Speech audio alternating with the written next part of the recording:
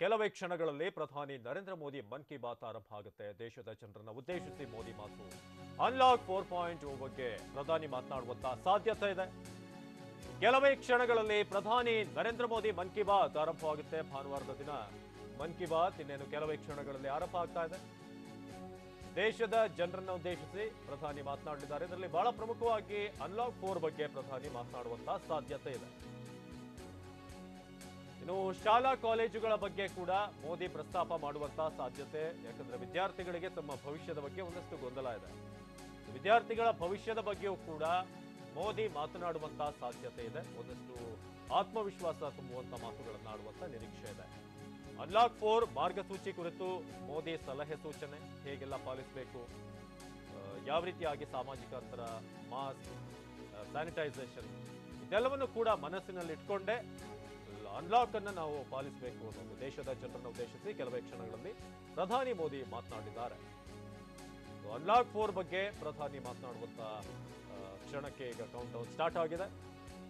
ಏನೆಲ್ಲ ವಿಚಾರಗಳ ಬಗ್ಗೆ ಮಾತನಾಡಬಹುದು, ಶಾಲಾ ಕಾಲೇಜುಗಳ ಬಗ್ಗೆ, ಅನ್ಲಾಕ್ 4 ಬಗ್ಗೆ, ಅದೇ ರೀತಿಯಾಗಿ ಈ ಅನ್ಲಾಕ್ 4 ನಲ್ಲಿ ಏನೆಲ್ಲ ನಿಯಮಾವಳಿಗಳಿರುತ್ತೆ ಇದೆಲ್ಲದರ ಬಗ್ಗೆ ಕೂಡ ಮಾತನಾಡುವಂತ ಸಾಧ್ಯತೆ ಇದೆ. ಬಹಳ ಪ್ರಮುಖವಾಗಿ ವಿದ್ಯಾರ್ಥಿಗಳ ಭವಿಷ್ಯದ ಬಗ್ಗೆ ಒಂದಷ್ಟು ಗೊಂದಲ ಇದೆ. ಸೊ ಇದರ ಬಗ್ಗೆ ಕೂಡ ಮಾತನಾಡಬಹುದು.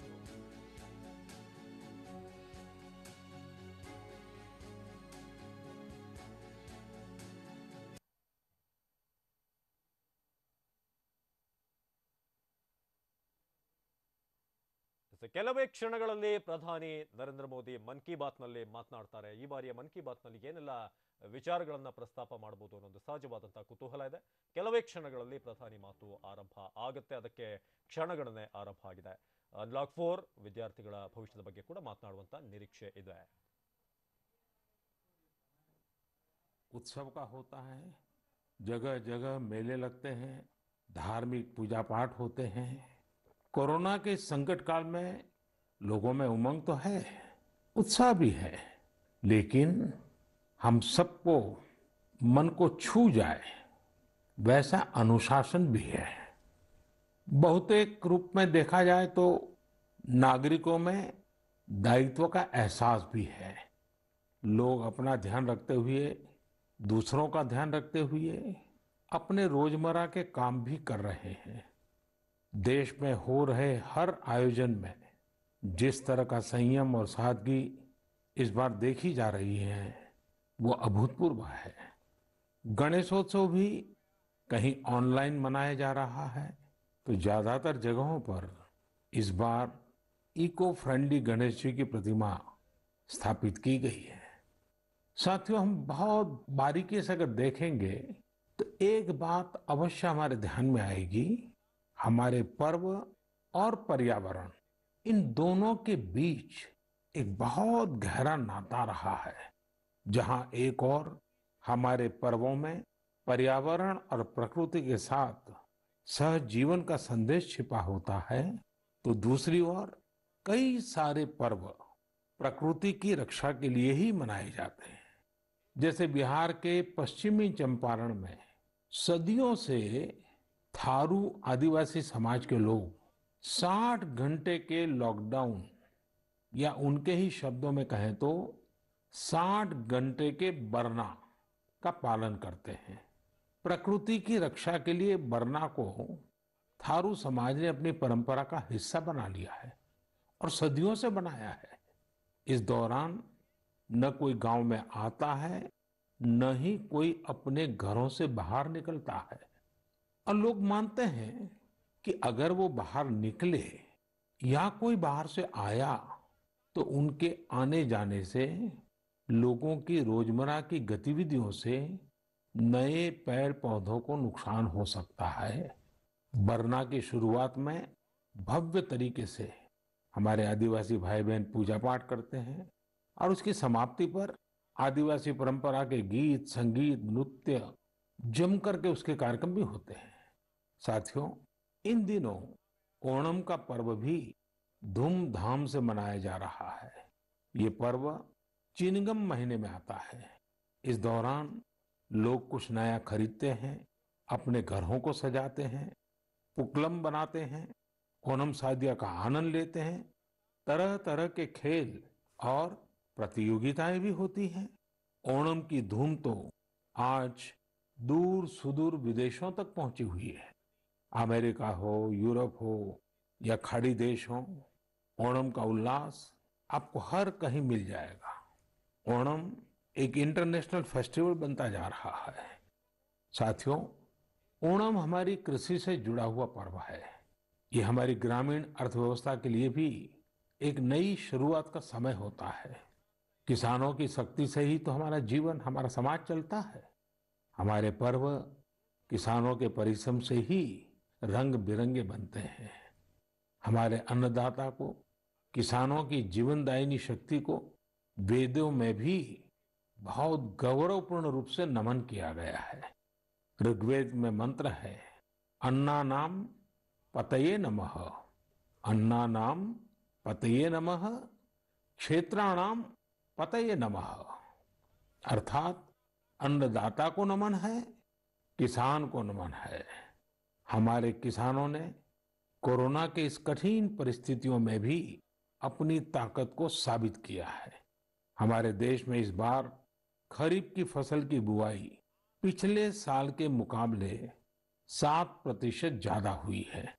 धान की रुपाई इस बार लगभग 10%, दालें लगभग 5%, मोटे अनाज, कोर्स सीरियल्स लगभग 3%, ऑयल सीड्स लगभग 13%, कपास लगभग 3% ज्यादा बोई गई है।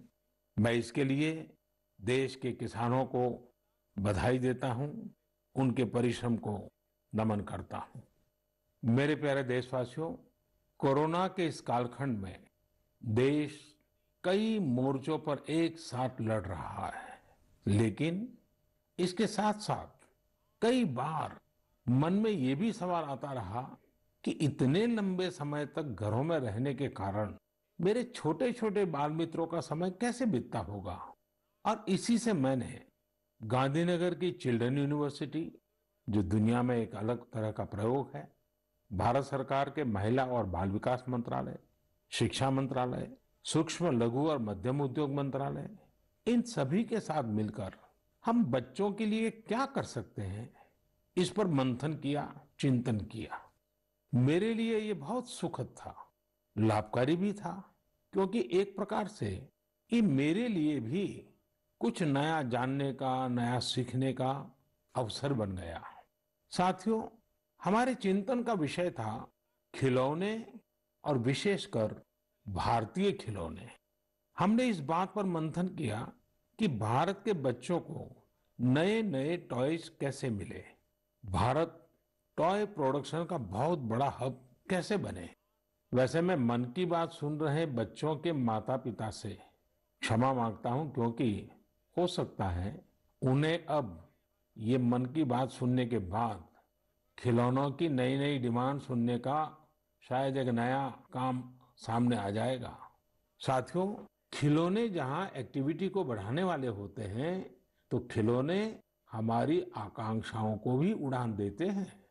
खिलौने केवल मन ही नहीं बहलाते, खिलौने मन बनाते भी हैं और मकसद गढ़ते भी हैं।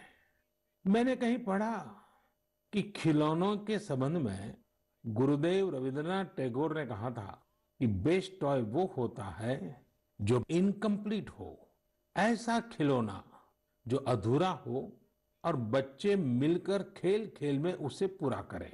गुरुदेव टैगोर ने कहा था कि जब वो छोटे थे तो खुद की कल्पना से घर में मिलने वाले सामानों से ही अपने दोस्तों के साथ अपने खिलौने और खेल बनाया करते थे।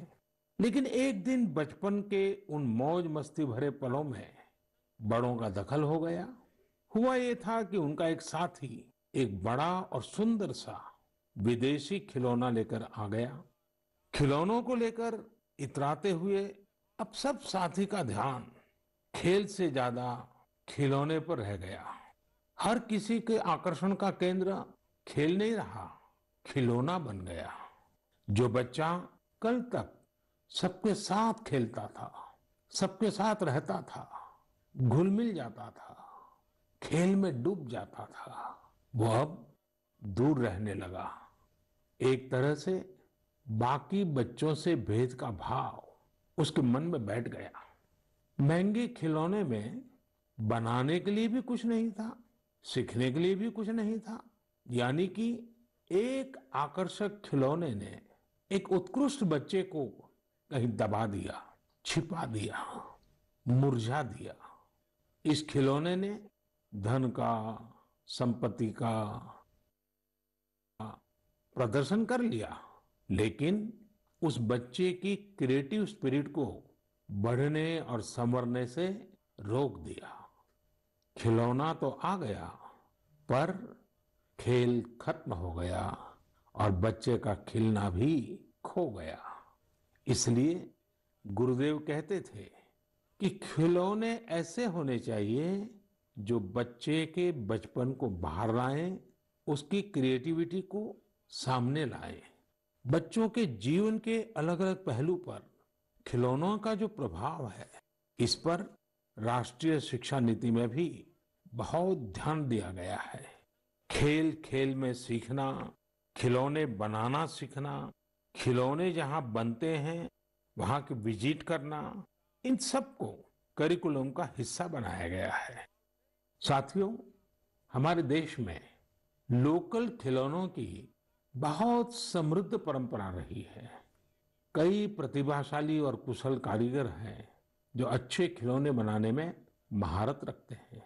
भारत के कुछ क्षेत्र टॉय क्लस्टर्स यानी खिलौने के केंद्र के रूप में भी विकसित हो रहे हैं। जैसे कर्नाटक के रामनगरम में चन्नापटना, आंध्र प्रदेश के कृष्णा में कोंडापल्ली, तमिलनाडु में तंजौर, असम में धुबरी, उत्तर प्रदेश का वाराणसी, कई ऐसे स्थान हैं, कई नाम गिना सकते हैं। आपको ये जानकर आश्चर्य होगा कि global toy industry 7 lakh crore रुपए से भी अधिक की है। 7 लाख करोड़ रुपयों का इतना बड़ा कारोबार, लेकिन भारत का हिस्सा उसमें बहुत कम है।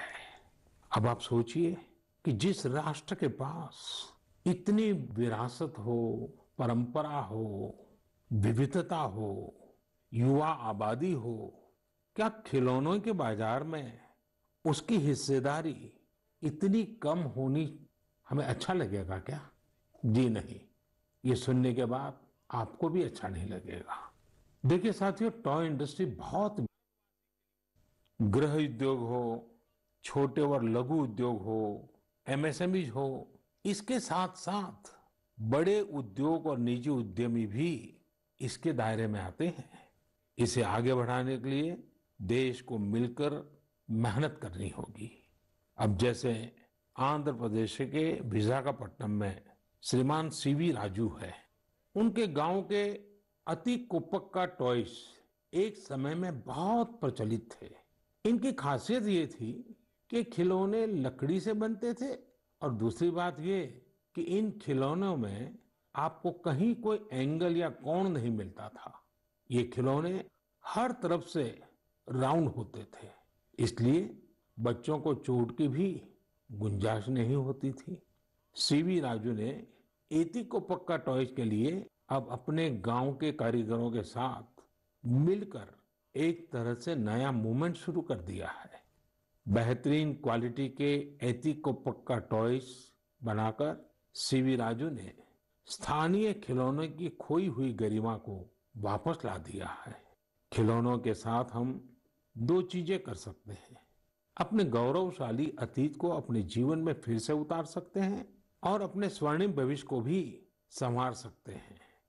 मैं अपने स्टार्टअप मित्रों को, हमारे नए उद्यमियों से कहता हूं, टीम अप फॉर टॉयज। आइए मिलकर खिलौने बनाएं। अब सभी के लिए लोकल खिलौनों के लिए वोकल होने का समय है। आइए हम अपने युवाओं के लिए कुछ नए प्रकार के अच्छी क्वालिटी वाले खिलौने बनाते हैं। खिलौना वो हो जिसकी मौजूदगी में बचपन खिले भी, खिल खिलाए भी। हम ऐसे खिलौने बनाएं जो पर्यावरण के भी अनुकूल हो। साथियों, इसी तरह अब कंप्यूटर और स्मार्टफोन के इस जमाने में कंप्यूटर गेम्स का भी बहुत ट्रेंड है। ये गेम्स बच्चे भी खेलते हैं, बड़े भी खेलते हैं।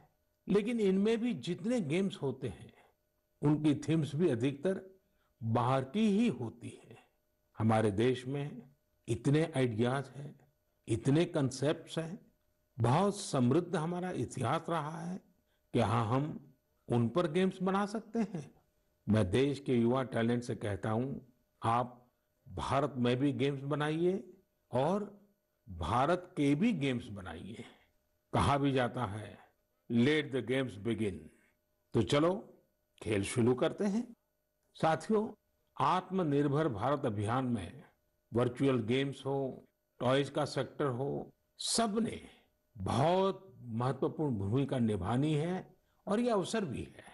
जब आज से 100 वर्ष पहले असहयोग आंदोलन शुरू हुआ तो गांधी जी ने लिखा था कि असहयोग आंदोलन देशवासियों में आत्मसम्मान और अपनी शक्ति का बोध कराने का एक प्रयास है।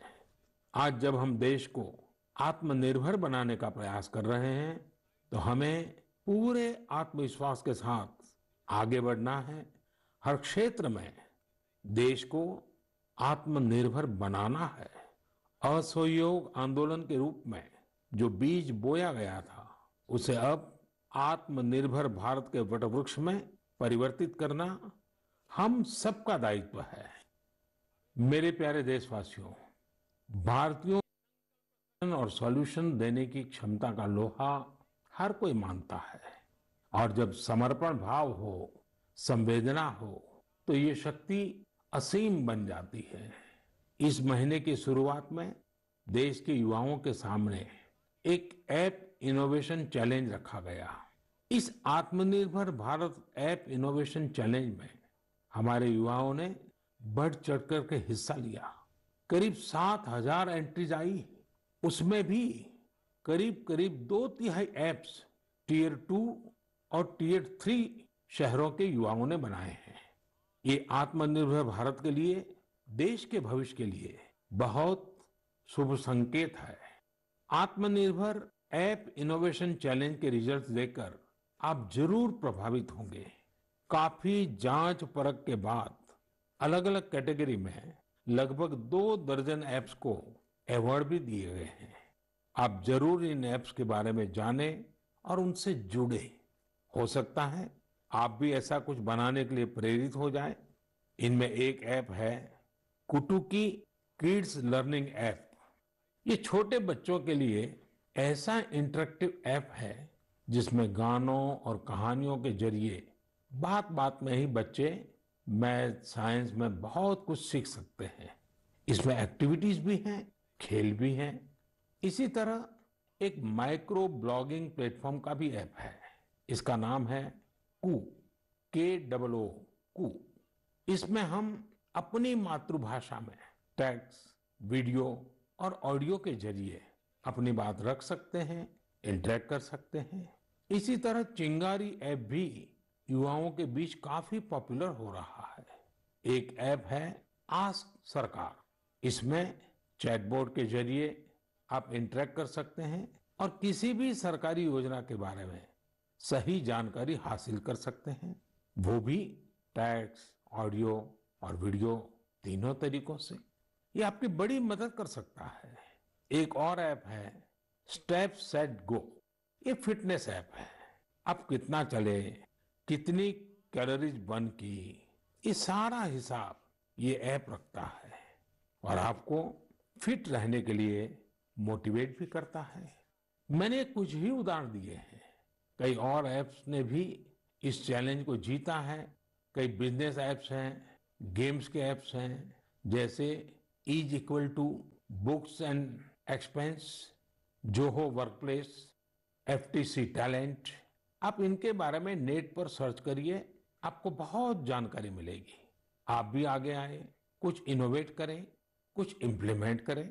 आपके प्रयास आज के छोटे छोटे स्टार्टअप्स कल बड़ी बड़ी कंपनियों में बदलेंगे और दुनिया में भारत की पहचान बनेंगे।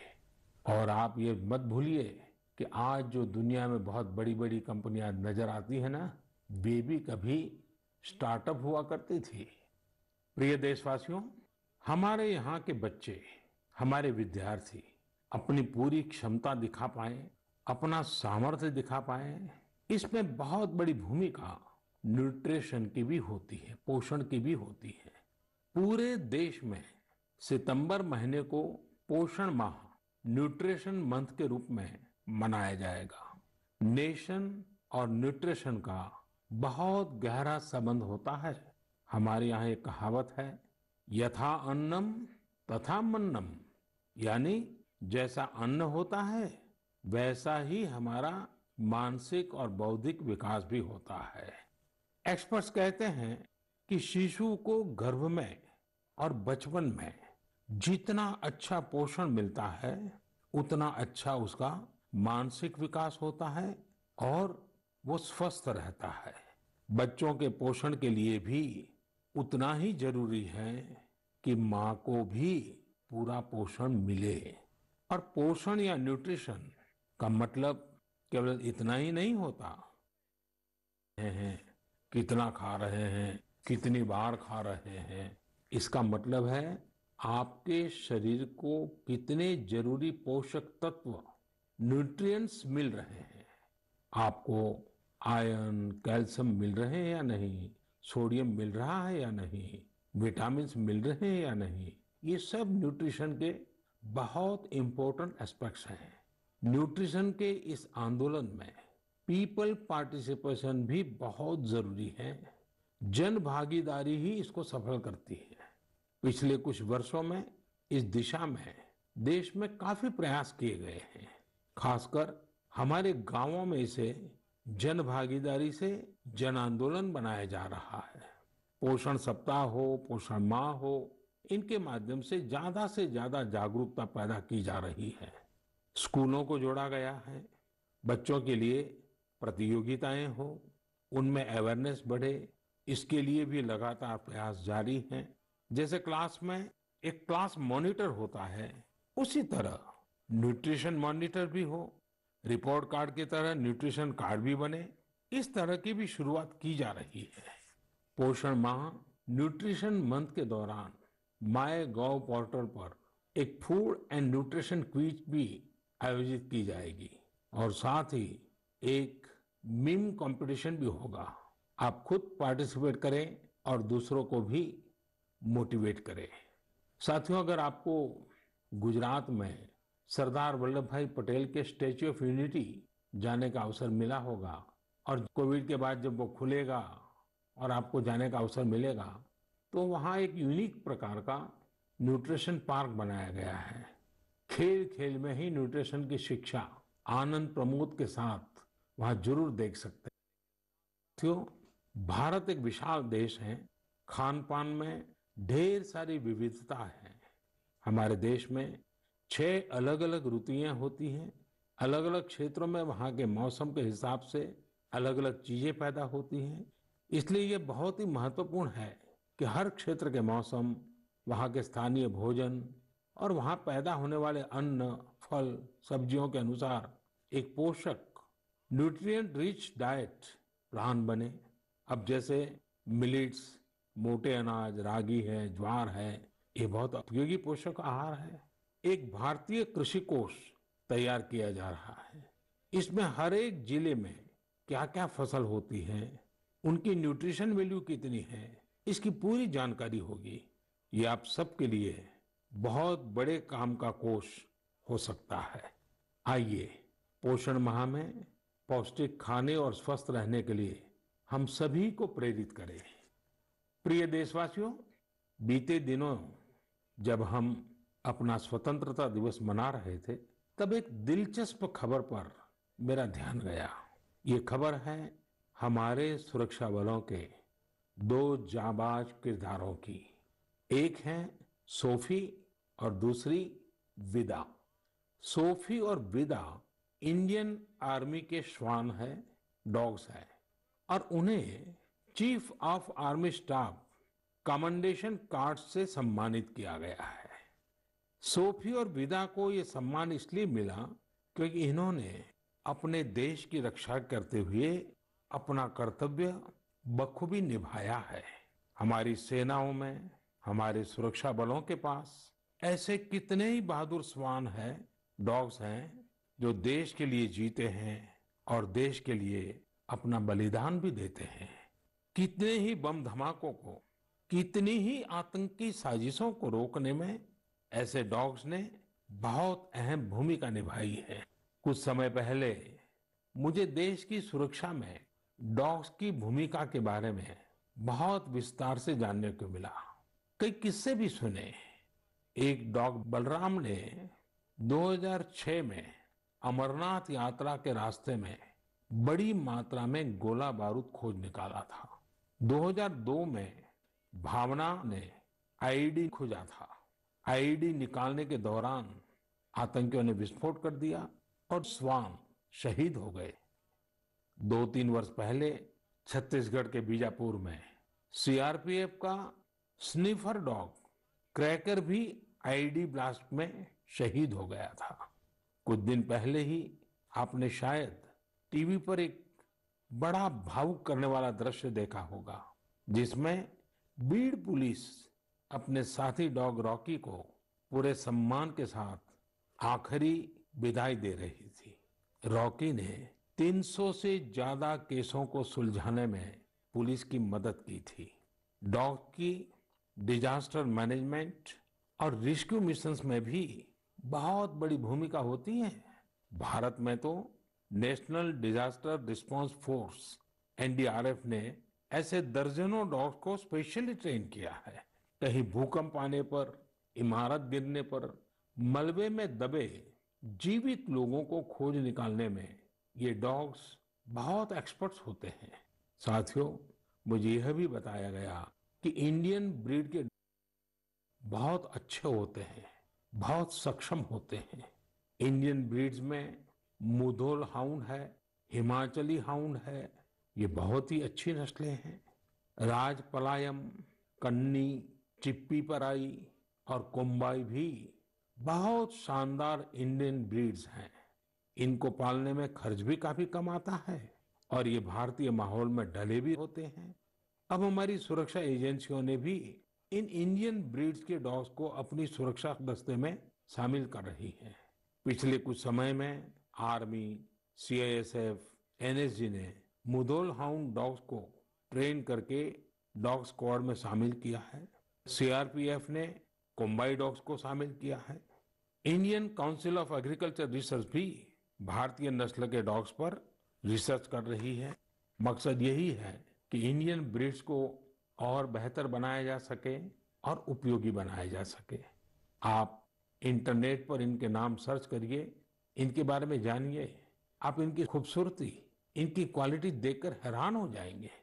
अगली बार जब भी आप डॉग पालने की सोचें, आप जरूर इनमें से ही किसी इंडियन ब्रीड के डॉग को घर लाएं। आत्मनिर्भर भारत जब जन मन का मंत्र बन ही रहा है, तो कोई भी क्षेत्र इससे पीछे कैसे छूट सकता है। मेरे प्रिय देशवासियों, कुछ दिनों बाद 5 सितंबर को हम शिक्षक दिवस मनाएंगे। हम सब जब अपने जीवन की सफलताओं को, अपनी जीवन यात्रा को देखते हैं, तो हमें अपने किसी न किसी शिक्षक की याद अवश्य आती है। तेजी से बदलते हुए समय और कोरोना के संकट काल में हमारे शिक्षकों के सामने भी समय के साथ बदलाव की एक चुनौती रख दी है। मुझे खुशी है कि हमारे शिक्षकों ने इस चुनौती को न केवल स्वीकार किया, बल्कि उसे अवसर में बदल भी दिया है। पढ़ाई में तकनीक का ज्यादा से ज्यादा उपयोग कैसे हो, नए तरीकों को कैसे अपनाएं, छात्रों को मदद कैसे करें, ये हमारे शिक्षकों ने सहजता से अपनाया है और अपने स्टूडेंट्स को भी सिखाया है। आज देश में हर जगह कुछ न कुछ इनोवेशन हो रहे हैं। शिक्षक और छात्र मिलकर कुछ नया कर रहे हैं। मुझे भरोसा है, जिस तरह देश में राष्ट्रीय शिक्षा नीति के जरिए एक बड़ा बदलाव होने जा रहा है, हमारे शिक्षक इसका भी लाभ छात्रों तक पहुंचाने में अहम